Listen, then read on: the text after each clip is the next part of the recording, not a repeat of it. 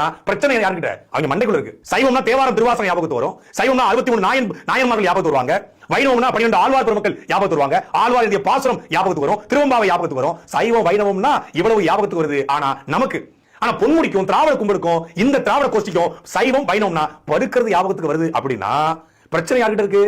பிரச்சனை சைவ வைணவத்துல இருக்கா, இந்த திராவிட கும்பலுடைய மண்டைக்குள்ள இருக்கா? என்ன முழுக்க அவதூறு, என்ன முழுக்க ஆபாசம், என்ன முழுக்க வக்கர எண்ணம். சாதாரணமா பேசுறது இல்லைங்க.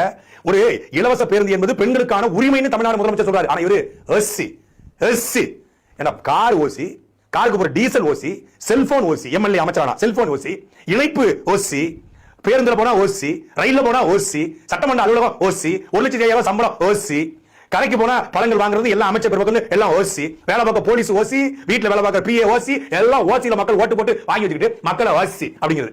இப்ப சிரிப்பு சிரிக்கிறது. சும்மா நீ என்ன ஓட்டு போட்டு கிழிச்சா நீ கேட்ட ஒண்ணு சொல்லணும் அப்படிங்கிறது. ஓட்டு போட்ட மட்டும் நீ கிழிச்சு தள்ளிடுவா. நீ கிழிச்சு தள்ளி லட்சணத்தை தான் மக்கள் மூஞ்சில சேர் எடுத்து வீசினா சரி சகதி அள்ளி எரிஞ்சா. இதுக்கு சகதி சாதா சகதி கூடாது, மாட்டு சாணி மனுஷ சாணி சேர்ந்து அடிக்கக்கூடிய பேச்சு. இந்த பேச்செல்லாம் இப்படிப்பட்ட பேச்செல்லாம் நீங்க வேற